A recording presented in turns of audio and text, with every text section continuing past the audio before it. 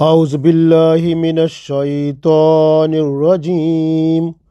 بسم اللہ الرحمن الرحیم وَلَقَدْ كُنْتُمْ تَمَنَّوْنَ الْمَوْتَ من قبل أن تلقوه فقد رأيتموه وأنتم تنظرون۔ عزیز دوستو، السلام علیکم ورحمۃ اللہ وبرکاتہ۔ سورہ آل عمران آیت نمبر 143 تلاوت کی ہے۔ اس آیت میں اللہ تعالیٰ نے جنگ احد کا نقشہ سامنے بیان کیا ہے اور اس میں شہادتیں جو ہو رہی تھیں مسلمانوں کی، ان کی منظر کشی کی ہے، اور وہ مسلمان جو بہت ہی زیادہ اللہ کی راہ میں اپنے آپ کو دینے کے لیے تیار تھے، یعنی شہید ہونے کو تیار تھے، ان میں سے کچھ جو میدان سے بھاگ نکلے، تو ان کے لیے یہ خاص پیغام ہے کہ تم تو یہ کہا کرتے تھے کہ اللہ ہمیں موقع دے گا تو پھر ہم اللہ کے لیے انشاءاللہ جان تک دے دیں گے اور شہادت کے درجات حاصل کر لیں گے، لیکن جب وقت آیا تو تم لوگوں نے وہ بات جو کر چکے تھے وہ پوری نہ کر سکے۔ پڑھتے ہیں، اس میں مزید پتہ چلے گا انشاءاللہ۔ اللہ تعالیٰ ارشاد فرماتا ہے سورہ آل عمران آیت نمبر 143، اعوذ باللہ من الشیطان الرجیم بسم اللہ الرحمن الرحیم۔ وَلَقَدْ اور البتہ، تم تمنا کرتے تھے، خواہش کرتے تھے، تمنون الموت، موت کی، یعنی اور البتہ تم موت کی تمنا کرتے تھے۔ وَلَقَدْ كُنْتُمْ تَمَنَّوْنَ الْمَوْتَ، اور البتہ تم تو موت کی تمنا کرتے تھے، من قبل، اس سے پہلے، ان کے تلقوہ، کہ تم اس سے ملو، یعنی موت سے ملو کا مطلب ہے موت کو قبول کر لو، یعنی شہادت حاصل کر لو۔ فقد، تو پھر، رأیتموہ، تم نے تو اسے دیکھ لیا، یعنی موت کو، وانتم، اور تم، تنظرون، وانتم تنظرون، اور یہ جو موت تھی یہ تو تمہاری نظروں کے سامنے تھی۔ تو اللہ تعالیٰ نے فرمایا وَلَقَدْ كُنْتُمْ تَمَنَّوْنَ الْمَوْتَ مِنْ قَبْلِ أَنْ تَلْقَوْهُ فَقَدْ رَأَيْتُمُوهُ وَأَنْتُمْ تَنْظُرُونَ۔ تم تو موت کی تمنا کر رہے تھے، مگر یہ اس وقت کی بات ہے جب موت سامنے نہ آئی تھی۔ لو، اب تو موت بھی تمہارے سامنے آ گئی اور تم نے اسے اپنی آنکھوں سے دیکھ لیا۔ غور کریں، اس آیت میں اللہ تعالیٰ نے جو منظر پیش کیا ہے وہ ان صحابہ کرام رضوان اللہ علیہم اجمعین کا منظر ہے جو احد کے لیے تیار ہو گئے تھے، کیونکہ جب غزوہ بدر ہوئی تھی اس میں جو مسلمان شہید ہوئے اور مسلمانوں کو جو اللہ تعالیٰ نے اجر عظیم عطا فرمایا، جب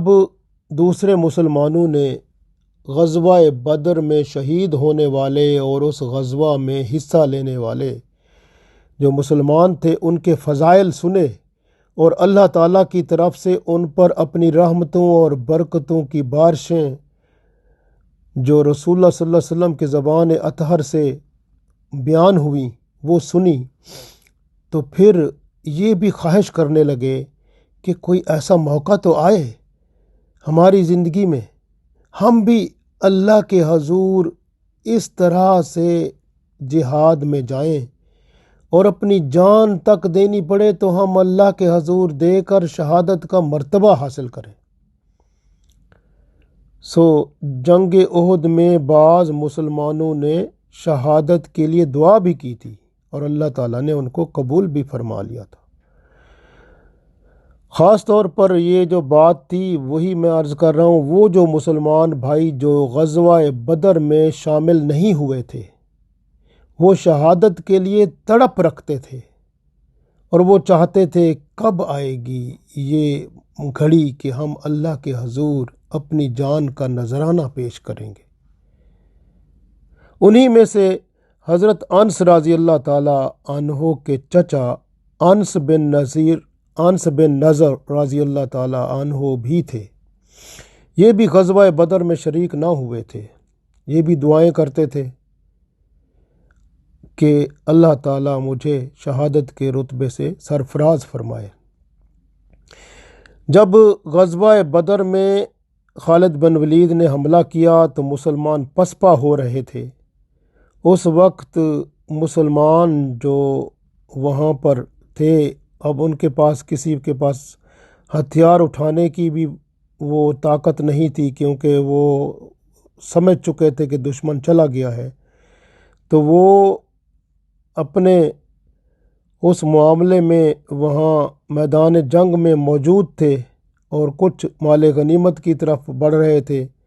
وہ اس طرح جنگ لڑنے کو تیار نہیں تھے۔ اچانک سے جب حملہ ہوا تو وہ پھر ایک ایسا حملہ تھا جس میں وہ شہادت کا جام پینے والے بن گئے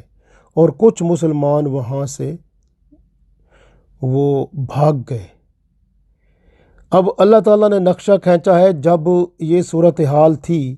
اور اس وقت مسلمان جو شہید ہو رہے تھے تو اللہ فرماتا ہے کہ آپ کی آنکھوں کے سامنے تو تھا کہ وَلَقَدْ كُنْتُمْ تَمَنَّوْنَ الْمَوْتَ، کہ تم تو موت کی تمنا کرتے تھے، من قبل، اس سے پہلے تو دعائیں مانگا کرتے تھے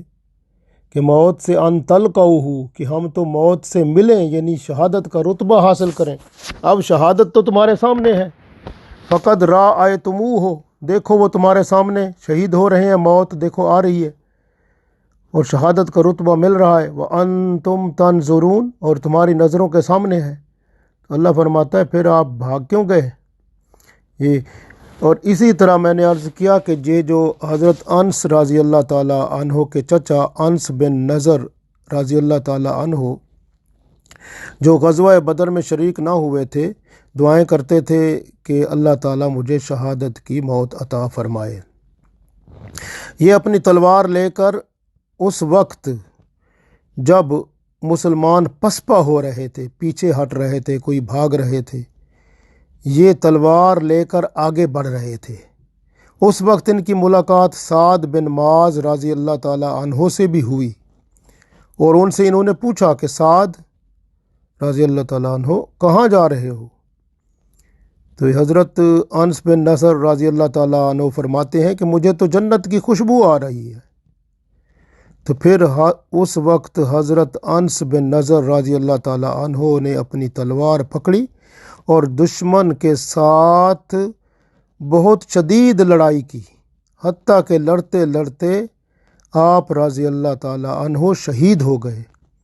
بعد میں آپ رضی اللہ تعالیٰ عنہ کے جسم اطہر کو دیکھا گیا تو پہچان نہیں ہوتی تھی۔ آپ رضی اللہ تعالیٰ عنہ کی بہن جو تھی انہوں نے انگلیوں کے پوروں سے اور تل کے نشان سے آپ کو پہچانا، یعنی آپ کے جسم پر 70 سے زیادہ تیروں اور تلواروں کے نیزوں کے زخم موجود تھے۔ صحیح بخاری میں یہ حدیث موجود ہے۔ تو یوں دیکھیں کہ کس طرح کی حالت تھی۔ یہ وہ تھے جو اس جنگ میں شہادت کا رتبہ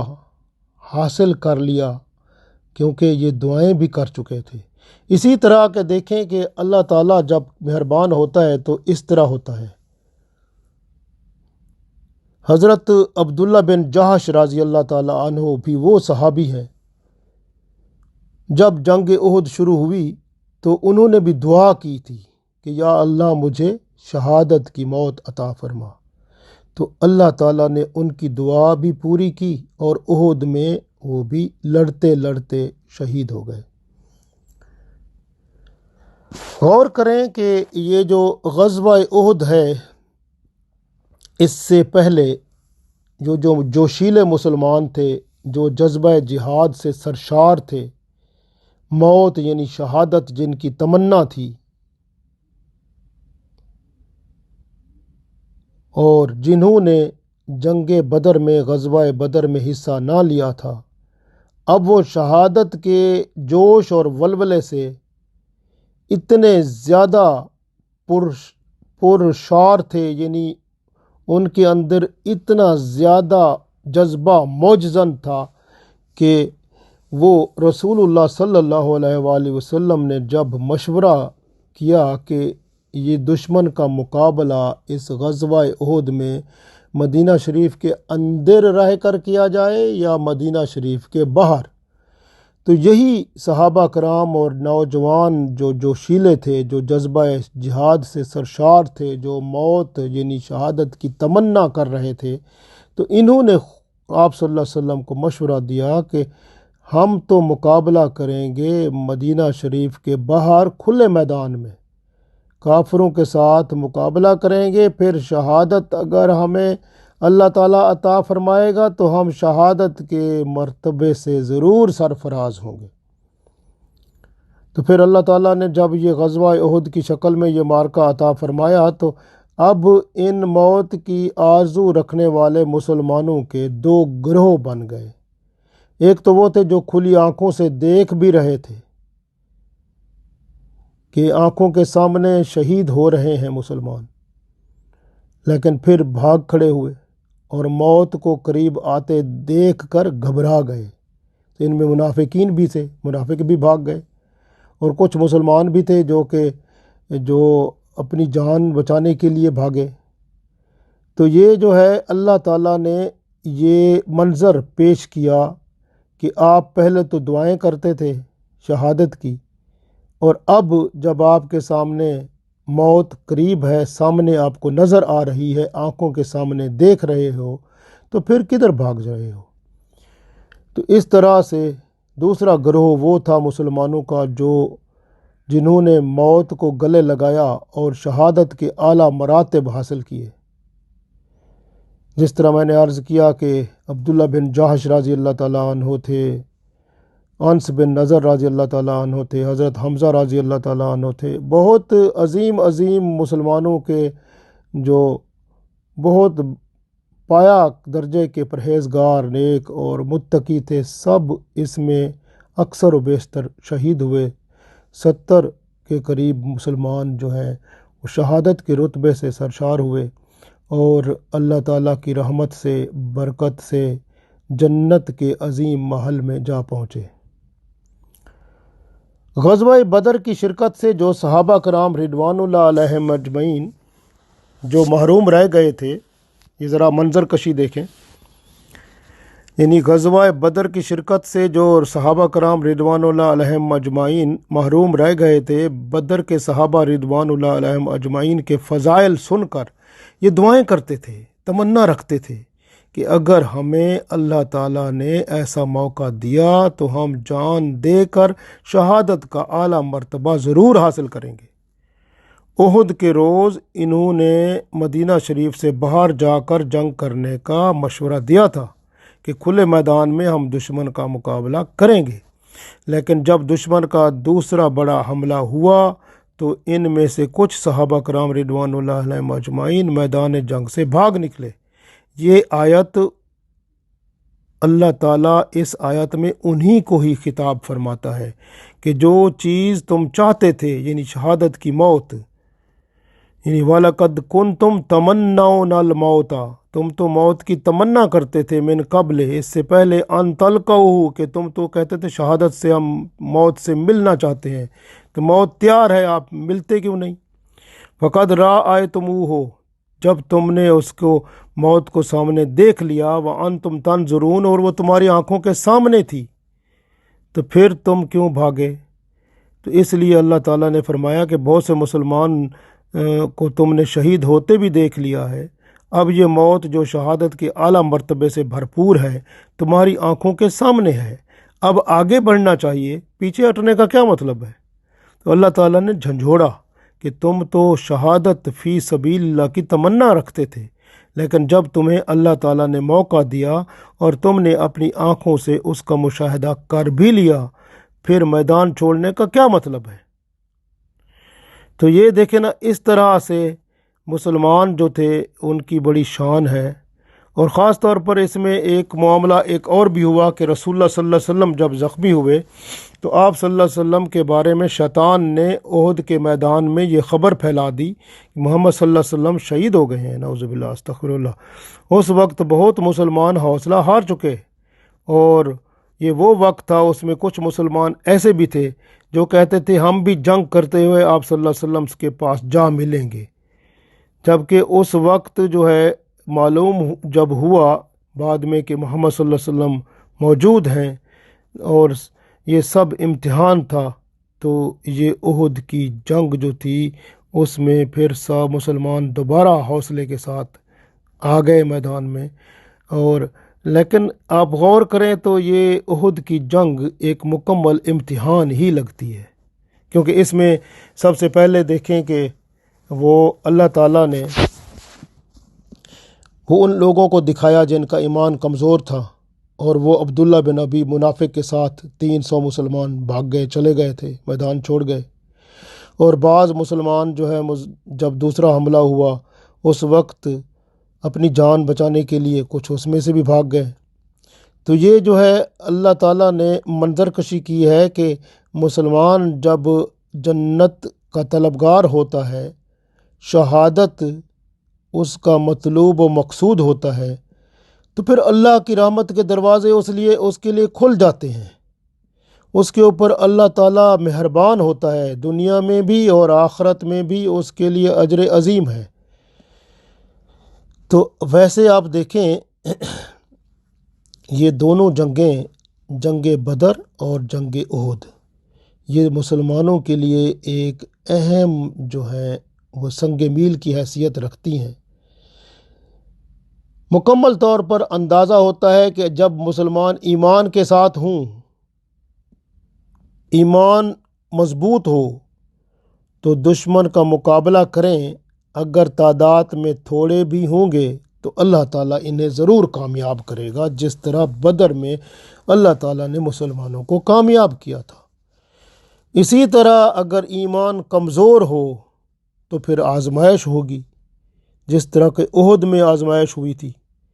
کہ کچھ منافقین جو کہ عبداللہ بن ابی کے ساتھ بھاگ گئے تھے، کچھ کہنے والے شہادت کے بارے میں بات تو آپ بھی کرتے ہیں مسلمان کہ جب بھی کوئی حملہ ہو ہم بھی شہید ہونے کو تیار ہو جائیں گے، لیکن جب وقت آتا ہے پتہ اس وقت لگتا ہے۔ تو پھر وہ کچھ ہوتے ہیں جو دنیا کی محبت والے ہوتے ہیں، وہ دنیا کی محبت اور دنیا کی چیزوں کی محبت میں غرق ہوتے ہیں، تو وہ جہاد کے لیے نہیں نکلتے۔ پھر کیا ہوتا ہے، آج کل کے دور میں ایسے لوگ جو ہوتے ہیں، پھر جس طرح دیکھا گیا ہے کہ پھر بم گرتے ہیں اور وہ اس میں ہلاک ہو جاتے ہیں۔ موت تو آتی ہے، یعنی کہ اب ایک بندہ ہے جو جہاد کے لیے، اللہ کی رضا کے لیے، اللہ کے لیے لڑنے کو تیار ہو جاتا ہے، تو وہ موت آ گئی تو الحمدللہ، نہ آئی تو وہ اللہ کے ہاں سرخرو ہے، اس کے گناہ بھی معاف ہو گئے، اور قیامت کے دن اللہ تعالیٰ اس کے اوپر بہت کرم فرمائے گا، اس کو بہت بڑا اجر عظیم ملے گا اس کا۔ لیکن وہ جو گھر بیٹھا رہتا ہے یا اپنے بزنس میں، کام میں، ان میں لگا ہے، دنیا کی طلب میں بڑھ کر ہے، تو پھر وہ ایسے ہی ہوتا ہے آج کل کے دور میں کہ وہ اسی بزنس میں کام میں ان میں رہتا ہے، لیکن اوپر سے بم گرتے ہیں اور وہ ختم ہو جاتے ہیں۔ تو ایسی کئی مثالیں آپ کے سامنے موجود ہیں۔ تو اس لیے جو ہے آج ہم نے جہاد کو ایک طرف رکھ دیا ہے۔ آج اگر ایمان مضبوط ہو، اللہ اور اس کے رسول صلی اللہ علیہ وسلم کے حکم کے مطابق چلیں، تو انشاءاللہ اگر مسلمان تھوڑے بھی ہوں تو غلبہ پھر بھی انہی کا ہوگا۔ اللہ تعالیٰ سے دعا ہے